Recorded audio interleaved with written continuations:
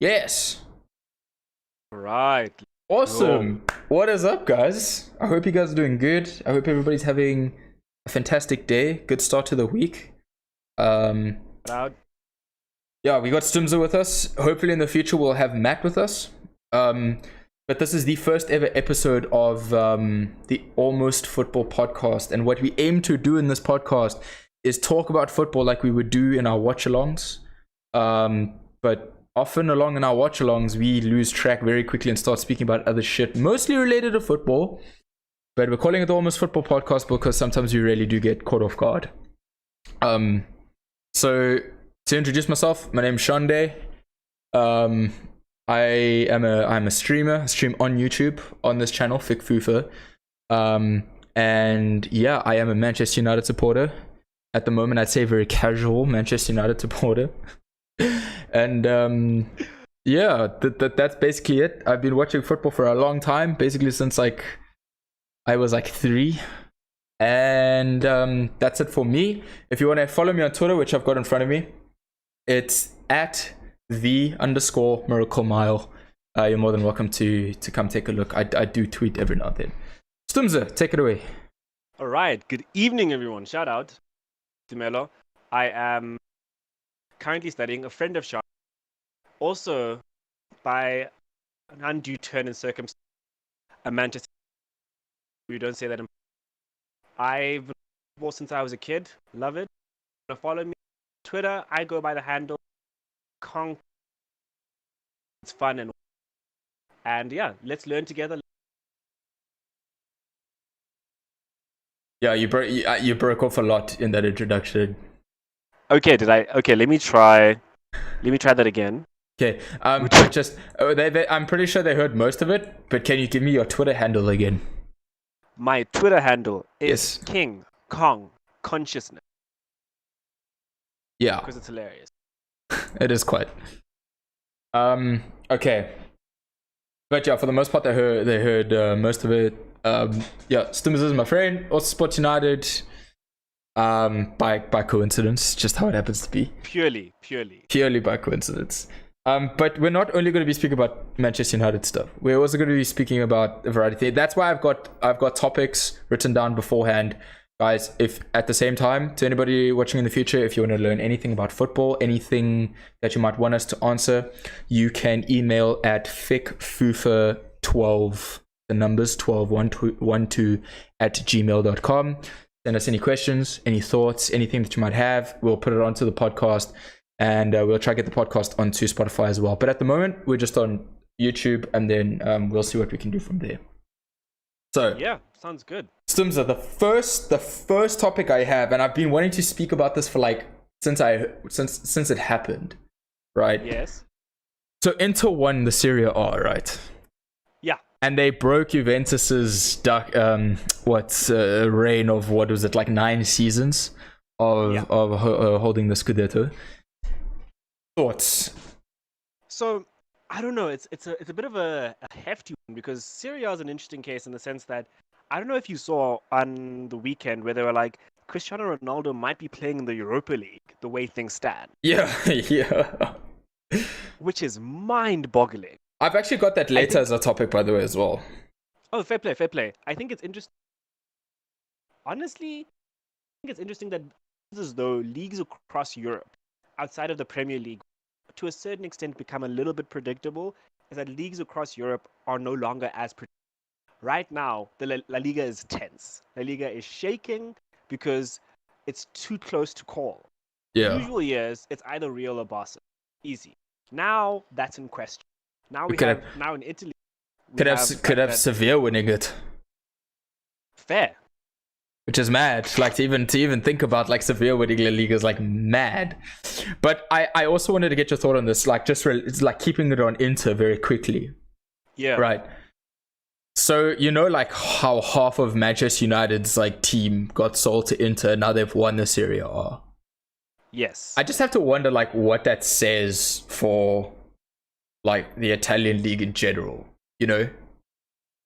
because we sent half of our cutoffs to Inter Milan, and then they just nonchalantly win the league the next season. I'm not saying it's the whole reason why they won, but Lukaku has been like a man reborn. You know, No, true. Darmian True. played some good games. Ashley Young played a lot, you know, and did a good job. So, you know, Sanchez is also doing relatively. I don't know. I have no idea, but I've heard bad things about Sanchez being in Italy at the moment. I know that Ericsson was also struggling. I don't know. It's interesting because does it say a lot about the Italian league, or does it say a lot about Serie A transfer? By this, I mean to say, if the transfers were good and teams were able to sustain a good talent, would they have been able to? I think you look at a Juventus that has an aging side and a very inconsistent performance. You're like, sure, you got a group of like has-been veterans. It kind of is foreseeable that they would win. Not to say that the Italian league is easy. It's just the quality of the opposition wasn't pointed with elevate, if that makes sense. To be fair, Inter didn't win it just by like 5 points. They're like something like 15 points ahead as well. Like they blew it out of the water, right? And that's the thing. But I'm not look at no point during this topic am I trying to say that like the Serie A is a farmers league, right? I am just questioning how the quality of it. You know, I'm not saying it's easy because look, to be fair, that Inter side is a pretty good side as well, with Conte managing it. It's a good side, you know. But also, Conte is also another man chewed out. He's also another man that what? The Premier League also chewed out. Like yeah, no, yeah, but he won the Premier League. That's the thing. He did win the Prem. You know. Yeah. It's not like coach. It's not like. You know, it's not just like he's shit and he just won it. It's not like a Ranieri thing where he like won nothing forever and then he just came along and like won the Serie A and then we're all like, oh, Farmers League, Serie A. You know, I was just curious, like what people thought about it, you know, and we'll jump to the topic now, right? But Juventus fucked like they're in a shitter because basically there's two or three games left. I think there's 3 games left. Napoli play against Udinese tomorrow. On top of that, I was looking at the fixtures. Juventus have to play Inter Milan. Yeah. So if Juventus lose again and Napoli like win all their games, Ronaldo's definitely in the Europa League. If he stays. Yeah, so let's just move on to that topic quickly, right? Because you know what I was saying about Ronaldo coming to United, right? Yes.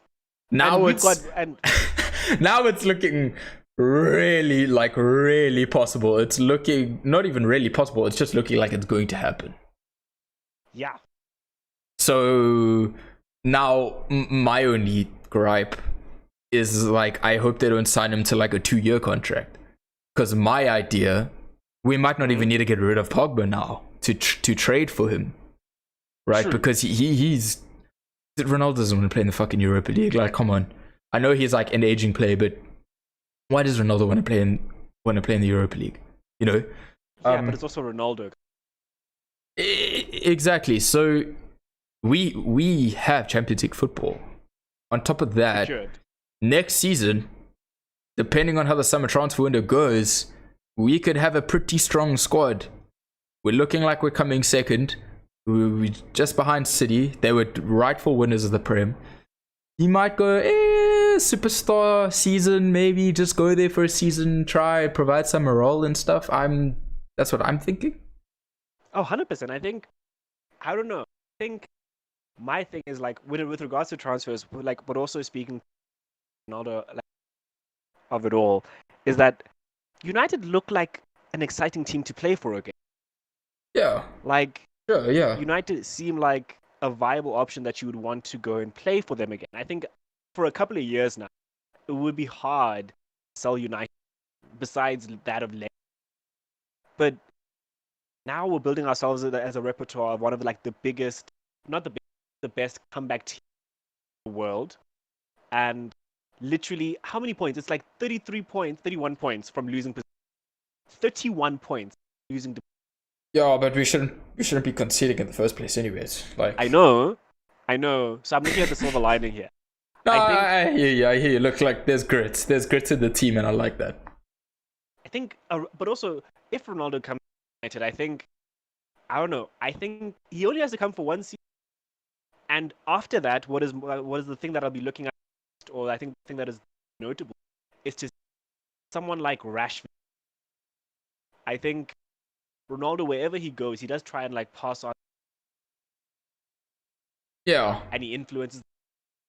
And Marcus Rashford literally takes free kicks or tries to take free kicks like Ronaldo. Yeah. He already tries to play. It's a massive influence. So that type of influence in terms of his growth, because I know a lot of people think that like Rashford overrated or get washed up by the time. This is what I've been seeing. But a Ronaldo in that team changes a lot. But also, we've gotten to the point. The Premier League's also gotten it. It's still because there was a point where I think it was a bit new that City, because they've won it in a row now.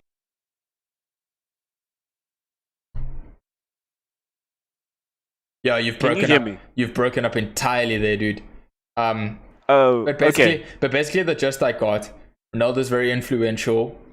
Guys like Rashford would only benefit him specifically because of just the influence, right? And everybody's saying he's going to be washed up by a certain age. Yeah, And yeah, but that also, was yeah. I was gonna say like, realistically, I think Ronaldo's been in Italy for how long? And it's been 2 years. 2 years. 2 years. I think it's 2 years And- now. And he's been churning in great numbers, great statistics, but I don't know. Seeing Ronaldo and like like, what we know of Ronaldo is that he likes earn and work. I think it's been difficult for him in a certain respect, in terms of like the team as a whole, but individually he's always stood out. Now we give him a good team, or a semi-decent that can perform, and space to have like to go against City, almost like a sure bet. Okay, cool. Yeah, you broke up a little bit there as well, but I got most of the gist there. Lit. Sorry about that, guys. So my thing is that on top of that, Edison Cavani's just signed a new contract. So we're going to have him for next season as well. Oh, is that till the end confirmed? of the season. That is confirmed from Fabrizio Romano today. I'm just seeing a stat here that Cavani has the second best shot conversion rate in the league. Jesse Lingard's fifth, by the way, might I add, with 24%. Okay. Cavani is 29%. He has 9 goals. Son is third with 16 goals, so he's got the most goals out of like the top 5. But Gareth Bale's got 9 goals. Edison Cavani's got 9 goals. Gareth Bale's got a 30% conversion rate. This is excluding penalties, and Cavani has a 29% conversion rate. So Cavani's been great as well. So now they have like a pretty good team going into next season as well. And it's going to be like really exciting. I don't know. I think Gomes, this is a bit of a sidetrack, if you'll allow. Remember when we were literally watching the transfer clock wind down? You said that Cavani is another cursed. But The reason, dog, listen, don't get me wrong. I think Cavani's been fucking fantastic this season. But yes, to sit down and go, Cavani was a great marquee signing.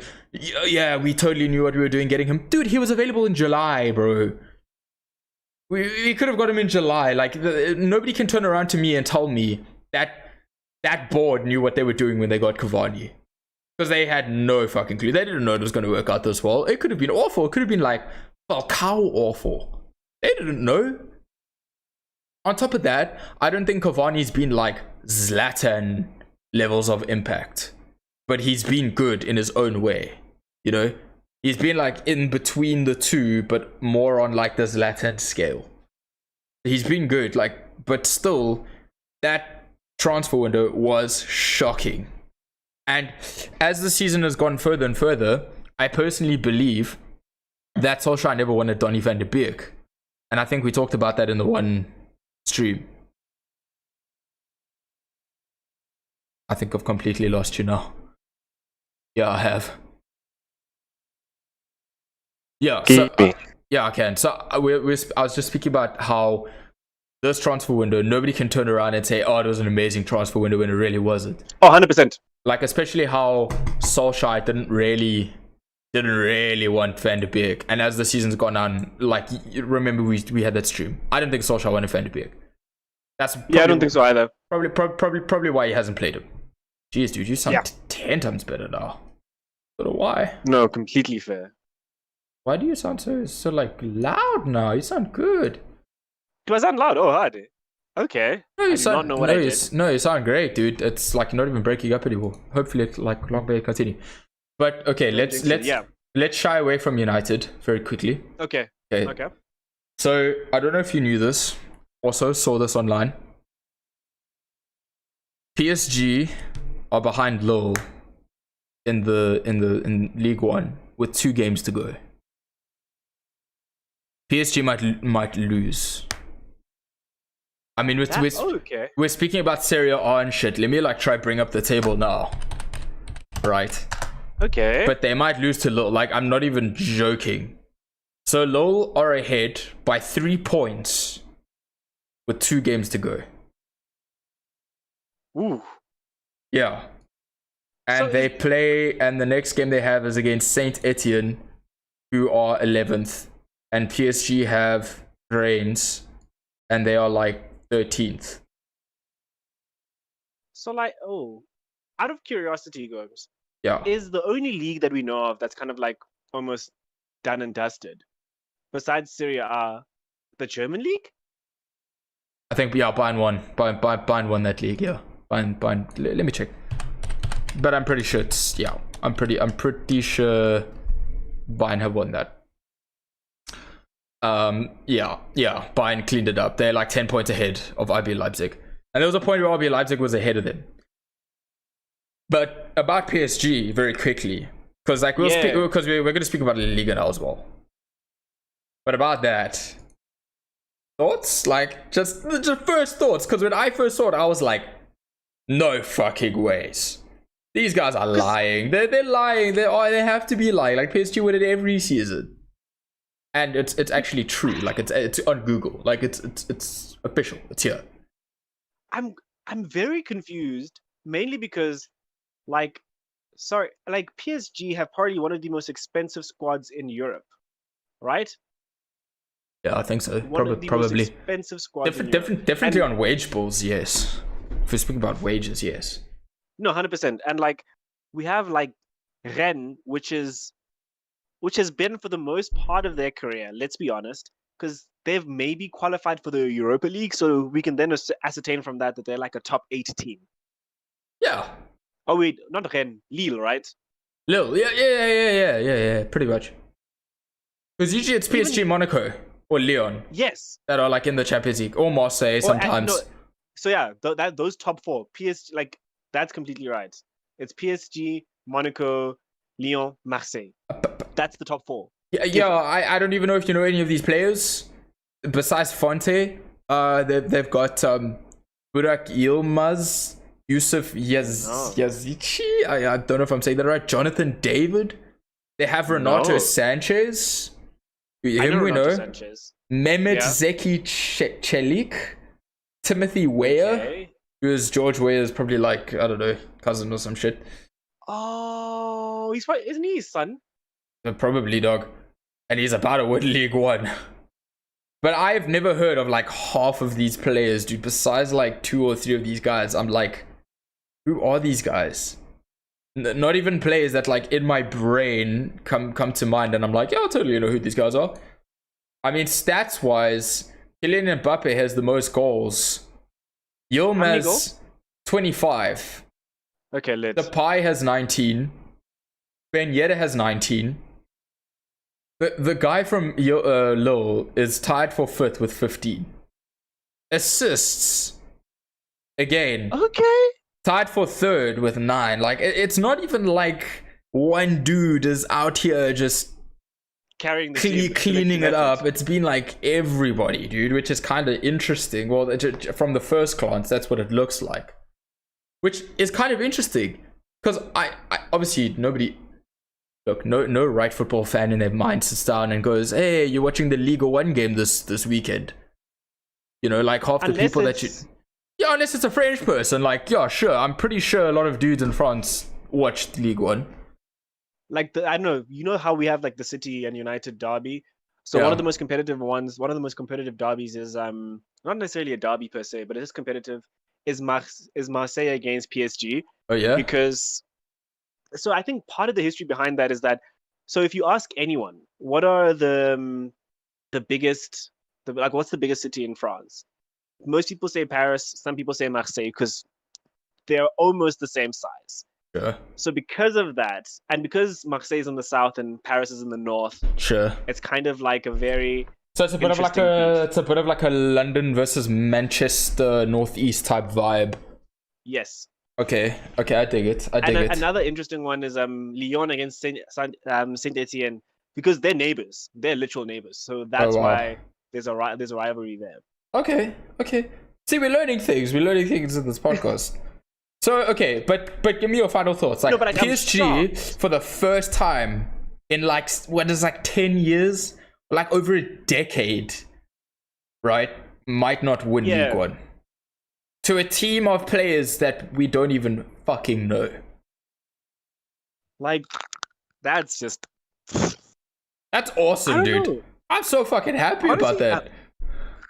It's weird, because, like, I think when we first thought that, like, Poch is going to PSG, we're like, oh, finally, the man's going to get some silverware. Turns out not. Yeah, I feel for him, eh? I really do. Don't get me wrong. I feel bad for Poch, but at the same time, it's like, that's, you know, you reap what you sow at the end of the day. I'm just trying to get the volume right as well, but I'll listen back and like hear the audio. They got knocked out of the Champions League, and now it's pretty tense, man. I don't know. I'm too shocked because I feel like there's so many upsets that are gonna happen, because we were talking about how Juventus might not even qualify for the Champions League, that Real or Barca might not even win La Liga. And now PSG, there's a threat that PSG, like literally the people who have just consistently been winning Ligue 1, might not even win it. How do you pronounce it? It's Ligue 1. Ligue 1. No, Gross, don't. What? I'm pronouncing it how you told me to pronounce it. No, Ligue 1. I don't know, man. And am I providing too much oomph in the one? You're eyeing too hard. Okay, so just Ligue 1. Yeah, that's perfect. Okay, cool. But you know what's kind of the sad reality about this? Yeah. Is like, no, not really. But you're gonna tell me. Okay, you probably know. It's like probably after Lille win this, every single top flight team in Europe is just gonna raid that team. True. And they probably won't win it again next season. On top of this, if you guys are just hearing music for the first time now, it's also because we're gonna try this with and without music. So at about 20 minutes here, we're putting in some music. I've heard some podcasts without music and with. I don't know which one I prefer personally, but anyways, here we go. Okay. Fair play. Okay, so yeah. Also, Lille is such an interesting town. Have you been? I haven't been. I just, like, geographically, it's in the north of France, which is like one of the coldest areas. Yeah. And it's just a very, I don't know, for lack of a better term, a very like demure city. Right. Okay. You know? I feel you. Which is interesting. I don't know. Okay. Yeah? No, continue, because I'm about to move onto the next topic. I don't know, but like, so I was gonna say, so you know how most people in France don't like anyone from Paris because they're annoying? Yeah. Well, no, not really, but sure. Like, I can picture it in my brain. It's like kind of like how we don't really like people from Santon. Or Cape Town. So yeah, or Cape Town. Yeah, Cape Town. Sure. I feel you with that one. Sure. Live from Cape Town. Shande doesn't like the people there. It's kind of like, so our relationship with like Cape Townians as Johannes, like people from Joburg, it's the same relationship that everyone in France has with like someone from Paris. Right. So one of the most interesting things is like, you know how the French, I don't know what it's called, but the one that says liberty, fraternity, equality. Yeah. I know it in French. So one of the jokes is that people in Paris are so like self-centered that it's not liberty, fraternité. So it's like liberty, fraternité, PSG, because that's how endemic, or like that's how important PSG is to the like Parisian culture. That's the influence that it has. That it's one of those three things. Like you substitute any one of them, and you can put PSG because that's how important it is. Yeah. Okay. Yeah. That's Next topic. Right. So, Josh has joined the chat. I know this is a podcast.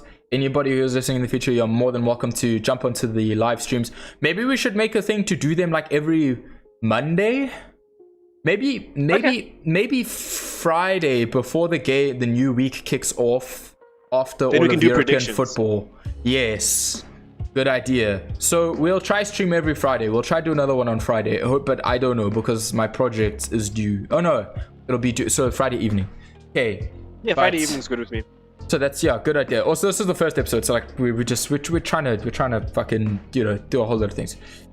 Right. So, Simza. Yebo. UEFA Champions League finalists. Oh fuck. Now I'm gonna tell you just what I think. Right.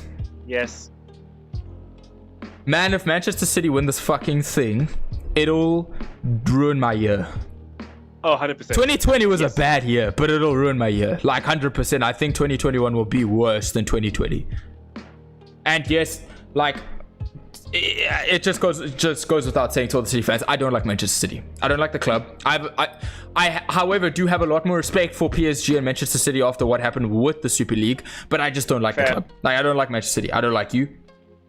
You know, I have no hate for any other club except for like basically PSG and Manchester City. Right? Yeah. And I never thought I'd end up respecting both of those teams after the Super League, but we already talked about that like long ago. But at the same time, I kind of don't want fucking Chelsea to win, because that puts them one behind United. But at the same time, I'm kind of like I can accept it. For me, I'm like I can accept this. You know. So I think if Chelsea go ahead and okay, sometimes I'm a Chelsea fan on UEFA Champions League final night. We will watch it. We will stream it. I am a Chelsea fan. I do not give a fuck.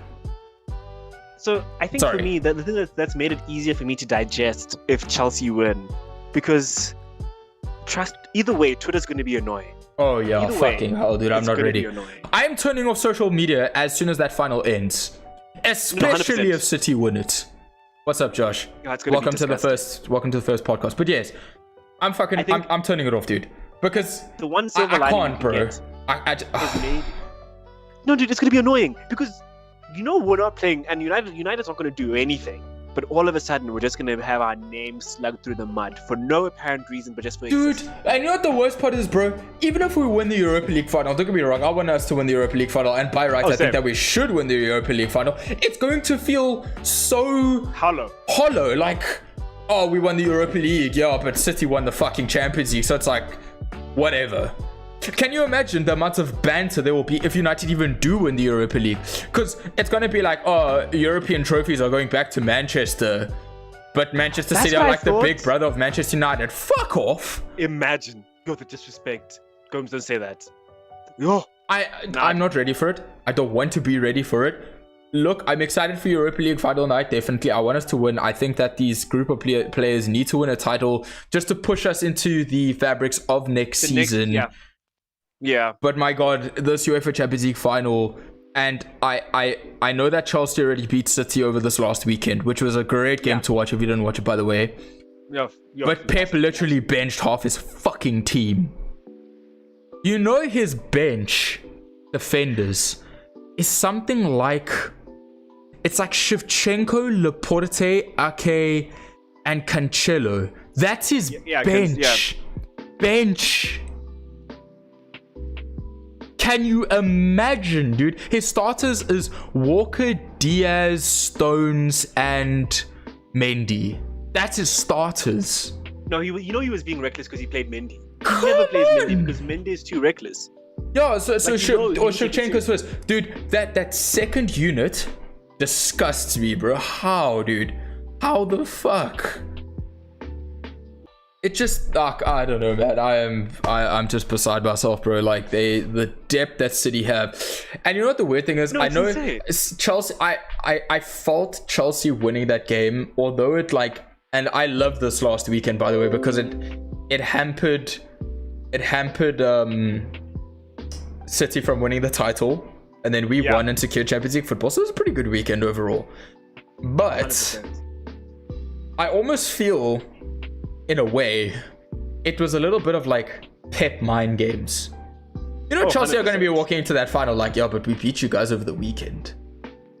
The thing about a final is fucking anything can happen. That's my worry, dude. Imagine pitching up to that final and City score like 3 in the first half. Yo, then it's done, hey? It's done, dude.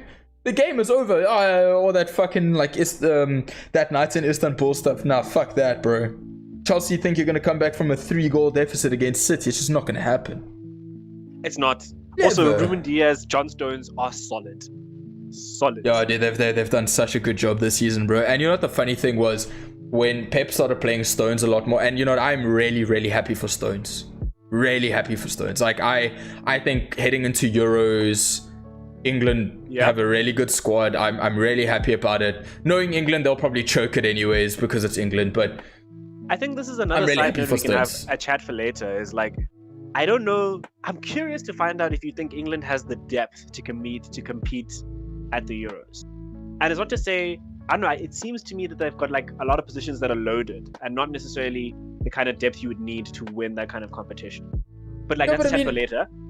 Not really, dude, because we're only half an hour into this and I think I've burned through most of the topics besides the Europa League final and what's happening with that. But we're on the Champions League now. Can we just talk about PSG fucking absolutely bottling the semi-final? They bottled. Yo. They were 1-up, dog. Like it was shut up shop time. But Poch, I don't think Poch has enough experience in that you know, department in order to like push forward. But isn't that the furthest he's been in a while? No, he has reached the final. But like, yeah, but you know, well since 2018, 19. Yeah, when they played Liverpool and lost. Yeah. So I mean, like, dude, I don't even know. But Chelsea, big ups, because Tuchel fucking outclassed Zidane, 100%. Yeah. 100%. It was an easy dub. Yeah. When I actually saw the second leg, because I didn't get to watch the second leg, but when I saw the score, I almost wasn't surprised. I don't know why. I almost wasn't surprised about it. You know, and dude, yeah, it's just one of those things. Then, so we have an all English final Champions League. Let's talk about Arsenal. Yo guys. No, it's tough. Eh? Now the thing I love the most about that semi-final, and I really wanted to play Arsenal in the final, like really badly. Yeah, fair. Just because now I am not as confident with Arsenal than I am with Villarreal, and I know that again it's a final and anything can happen. But Arsenal just have this thing where when they play United, it's like they turn into the fucking invincible squad in 2004, which is just really annoying. They actually show up. But Villarreal, dude, that game, and I watched that second leg, was a fucking disgrace on their part, dude. Do you know who manages Villarreal? Actually, I don't. Just, dude, out of uncanniness, just give it a wild guess. Just like wild. Now, give me one clue. Give me like nationality. Spanish. Think. Let me just double check this, because I know you can't see my screen right now. Fair, I can't. Dude, just like your wildest guess, bro. Just based on the circumstances. You're Spanish. Based on the circumstances. Arsenal versus Villarreal. Because I wouldn't be asking you this if it was someone that you just couldn't fucking name or mention. No, wait. Villarreal. Wait, Spanish. Did the coach in the Premier League? Yes. Well, that's interesting. No. Yeah, it's clicked, right? It's clicked, dude. Unai Emery. Yeah. You're joking. Dude, he knocked Arsenal out of the Europa League. Yeah. I laughed so hard, bro. When I saw that, I was like, no ways. That is the worst thing I have ever seen. Imagine firing the manager that is going to knock you out of the semi-final of the Europa League, dude. Oh, man. That's like if West Ham knocked us out of something. And like Moyes is the one, it would be. Yeah, it would be. That would hurt, man. Wow. No, okay, that makes it worse now. But I mean, I don't even know, to be fair, where Villarreal are in the Serie A. But I can only assume they've done a really good job, La man. Liga? Oh, sorry, I said Serie A. Yeah. It's been a long day. Excuse me, it's a Monday as well. No stress, brother, man. Let's just take a look at this table. They're 7th, so they're actually doing really well at the same time. They're on 52 points. They're tied with Real Betis in 6th. They could be in the Europa League next year as well, but as it stands, they, oh my god, Real Betis have 5 draws in a row. How the fuck do you do that? And they're drawing 0-0 right now against Granada as well. Sorry, this is what I talk about when I said we're gonna get off topic. Real Betis have 5 draws in a row, guys. I don't think I've ever fucking seen that. Probably. They've probably drawn like before that as well. Anyway, so they're 7. So Villarreal actually have a very good squad at the same time. You know, probably. I mean, if it's coached by Emery, you know that it's a good squad. I mean, I don't think Emery lost against United when we played. Which year? I'm trying to think about Arsenal United matchups. History. Let's do last 10 results. No, they're taking me all the way to like 1980 something. 1890s, dude.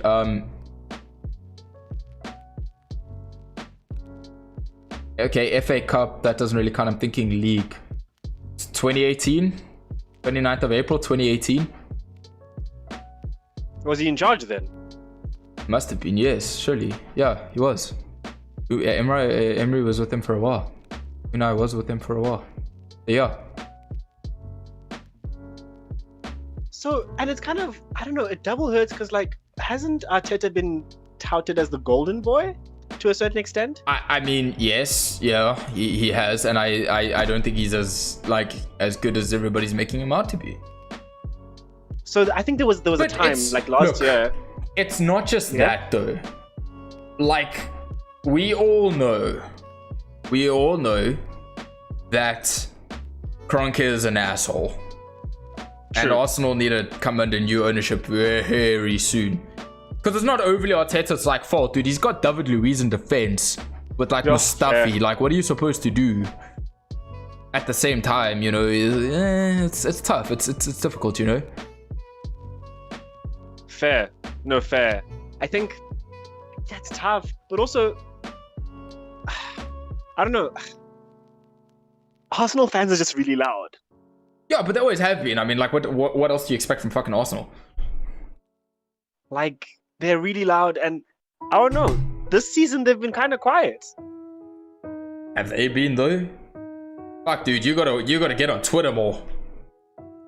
Oh god, what have they been saying? Oh fuck, dude. Every single United game that's either a draw or a loss, bro, in the comment section, it is an absolute joke, especially from Chelsea fans at the moment. But like, Arsenal fans are there. They're always there, dude. Always. Like, when are Arsenal fans not there? Is the question. You know, they're on Twitter. They're on Twitter. On top of that, moving on to just a very new topic very, very quickly. So Boris Johnson's just stated that fans are set to return for the final 2 rounds of games this season in the Premier League. So what do you make of that?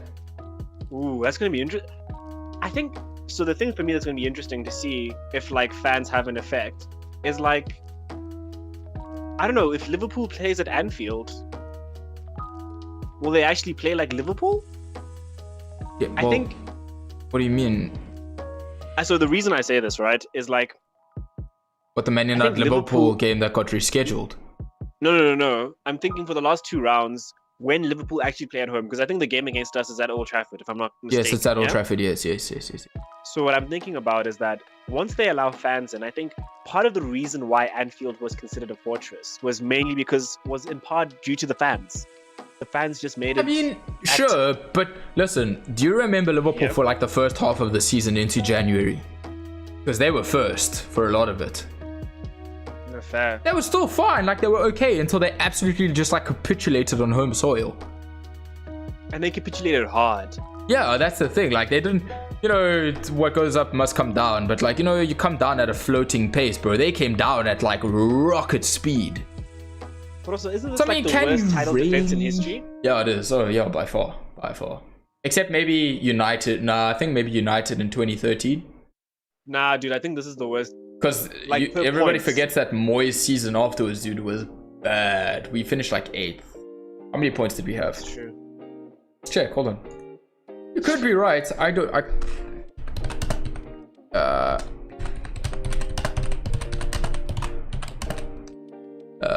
13, 14? The 13-14 season, United had 64 points and they finished 7th. Right? What do Liverpool have now? 64 is the number to beat. They have 57. Oh. Yeah. Oh, man. They need to win 2 and draw at least 1 to equal our score, and they have 4 games to do it. Which, in all honesty, they should, by right, it being Liverpool, actually do. I don't know. I think no fair.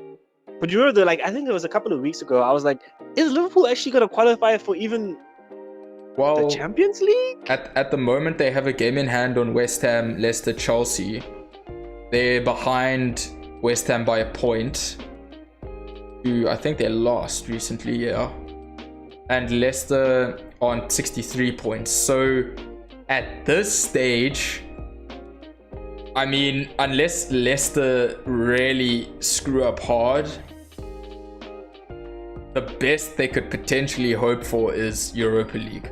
I mean, when I say best, Europa League is within their grasp, like it's within their decision or their fate, because they've got that game in hand. So basically, if they win, they can, or at least draw, they can go above West Ham on goal difference, or just go above them by 2 points, and they'll be in Europa League. And then if they win the remaining 3 games, then they at least guaranteed Europa League, you know? But if Leicester win their remaining 3 games, they're in Europa League, which is like crazy. It's just the most fucking insane thing. We've actually got a tough couple of games ahead of us, don't we? Yeah, we do. I think we even play fucking Everton along the line. So our schedule, by the way, is nuts. These last 3 days have been stupid.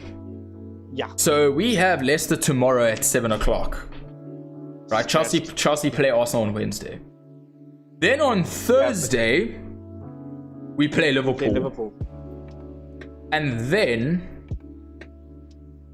on Sunday we play Fulham, which is always like, ooh, you never know, because you've just played 3 hard games in a row. You know, because you've just played Villa, Leicester, and Liverpool in a row in the space of like what, 9 days, 7 days, whatever, 3 games in 7 days. Now you got Fulham. Now it sounds easy, and then we play Wolves on the final day. But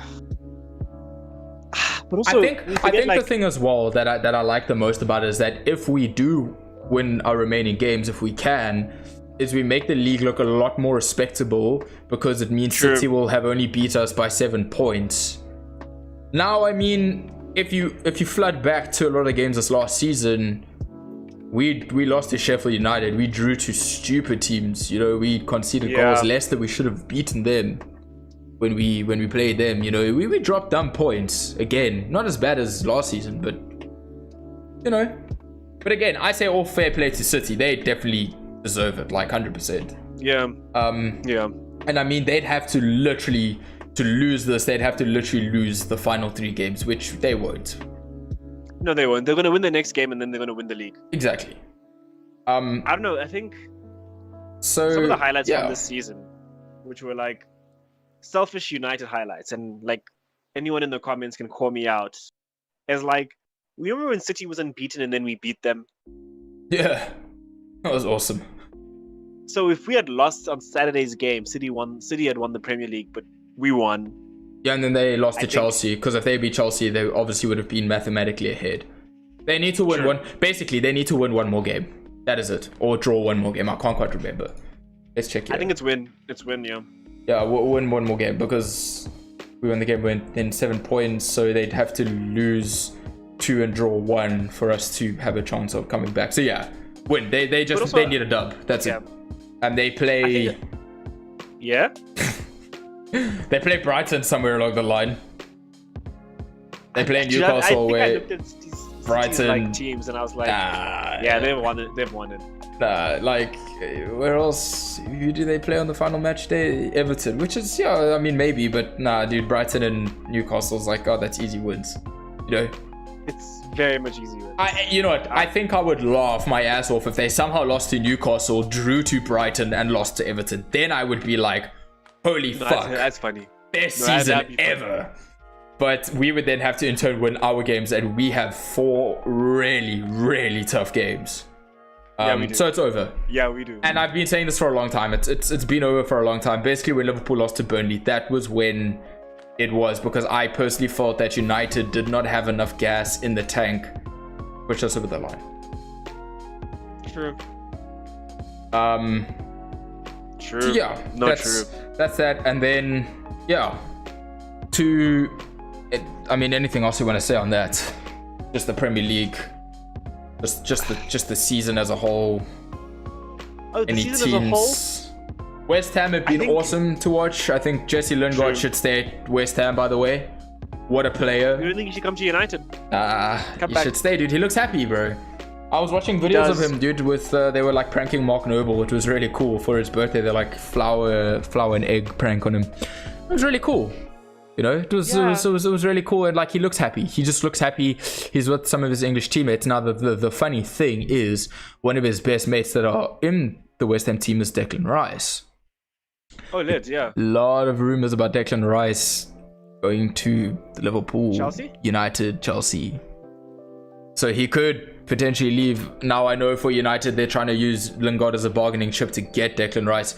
And I think West Ham have said like Declan Rice is like 80 million pounds or some shit like that. 80? Yeah, dude. Considering we paid the same amount for Maguire, that's the going rate for most of these players nowadays. Okay, he's a good player, but 80 million? Dog, you know what? It's like Sancho is also like, what? They've dropped his price to like 90 million euros or 80 million euros as well. And that's what I initially thought Jadon Sancho was worth. But during the pandemic, they said Jadon Sancho is worth 120 million euros. And I was like, wow, that is a joke. But I can't even say that anymore, dude, because everybody's got their own opinions at the end of the day anyways. So is Declan Rice worth 80 million pounds? No, he's not. But that's what they want. And they won't undersell. But I mean, if you use Lingard as a bargaining chip, you get somebody off your wages. You can particularly replace Lingard's wages with Declan Rice's, and then you shave like 30 more off of that. And you go, okay, cool. We'll give you Lingard plus 50 more. Okay. Because look, I understand Jesse Lingard's having a really good season now with West Ham. I just don't think he belongs back in the United squad. Not that I'm saying he doesn't deserve it. That's not what I'm saying. I'm saying that he just looks happier at West Ham. Just let sleeping dogs lie. Let him go and play his best football, and he's playing his best football at West Ham right now. Yeah, I think even in one of the interviews that he did, he said that like he kind of just found himself again. Yeah, exactly. He kind of got into we can all see that 100%. Okay. So let him be, but then use him as a bargaining chip. West Ham wants him. We want Declan Rice. COVID has like hit people 80 hard. 80 million.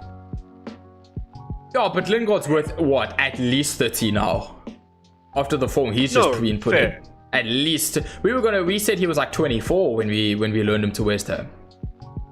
Now he's at least worth 30, like 100% he's worth like 30.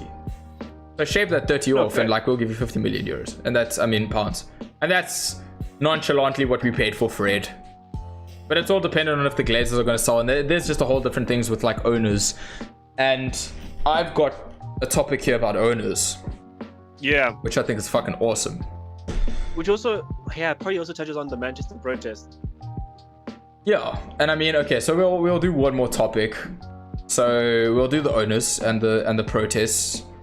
So there was an owner who I gotta find it, dude, but he was like some fucking mafia boss or something, right?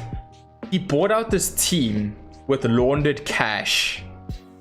They were like they had like 2,000 fans that would come watch their games, right? And he built them like a 25,000 seater stadium with this laundered cash that they couldn't fill because obviously only 2,000 fans showed up to the game. You know? What club is this? It was like it was called like Delegables. I can't remember, dude. And basically they found out about this guy and like his like money, and basically he got put in prison again. And the club went under, obviously, because like they couldn't keep supporting, like they had to sell the stadium and everything else. Yeah, and it was a travesty, and that is by far one of the worst takeovers I've ever seen. But what is the worst ownership takeover for you? And you can do a bit of googling as well if you'd like. My instinct. Your instinctual, go for it. Like the Glazers? Really, you reckon? I don't know. I think it's weird. For me, as far as takeovers go, I can think of at least like 2 or 3 that are as bad. But like, hit me up. Let's hear. Throw it at me. Let's hear that. Okay, so let's hear what your 2 or 3 are. The worst takeover ever has to be Rangers' takeover in 2013 or 2012. You know what happened to Rangers after that takeover, right? So this Didn't dude they capitulate? Dude, they dropped into like the 4th tier of Scottish football after being in the first league and having that rivalry with Celtics for like over 100 years. Basically, this dude bought the club with the fans' money, didn't put a dime back into the club, bled everything out of the club he could, and then flogged it off the next season. And it resulted in like so many problems for Rangers because like it meant they were in financial trouble. Yo. So it meant points deductions, it meant they had to be relegated, it meant sponsorships had to buy them out, it meant fans had to put money in again to support the club, and they were in the 4th division, and they only recently got back into it, and Gerrard's managing them now, and then they won the Scottish championship this season. Also, that is by far the worst one. Yeah. What a comeback story! Oh no, 100%. Don't get me wrong, but that takeover is the worst one ever. I think that makes my one sound like small potatoes, if I'm honest. Dude, okay, like, then the next one for me has got to be that one with the fucking mafia bar or whatever he was, just a criminal overall, taking over that club and buying them a 25,000 seater stadium when they didn't even need it, right? Yeah. And then being in prison and putting them into financial issues where they eventually went under. And then the third one for me is Arsenal. Ooh, that takeover is a shocker. A shocker, dude. Because you know, like they bought Pepe for 70 mil. Yeah. But did you ever see the construct of that deal? No. So they had to pay, they're still paying that off today. It was something like they'd give them like 22 million pounds every single season. So that's like a period of like 4 seasons, dude. But yeah, bro. They're still paying off Pepe. Every single season, Arsenal lose 20 million pounds because of Pepe. And the only reason they did it, well, fucking Arsenal's board members and they clueless, whoever the CEO, the Kroenke guy's a fucking twat, dude. He's awful. Why do you think Arsenal don't buy players, bro? Because he's just an asshole. You know, like, basically the Glazers and Kroenke bleed money out of the club and put it into their franchises in America. Like the Nuggets and the Buccaneers and stuff. That's how they do it, dude. That's why people are protesting. That's why Arsenal are fucked off and protesting. That's why United fans are fucked off and protesting. They've had enough. They're tired. Like the Glazers were kind of a little more clever about it. And they went about it in a more like nonchalant way. But, you know, expectations run high. And I'm not calling Arsenal a small club at all. But United fans are they're in their numbers, and a lot of them can be very plastic. But the hardcore United fans refuse to drop the expectations for anything. The thing about the Arsenal fans is not that they've like dropped the expectations on purpose. They've dropped the expectations because they're just tired of being heartbroken every season. Every single season you go into it like, oh yeah, no, European football or this, or like we're aiming for this.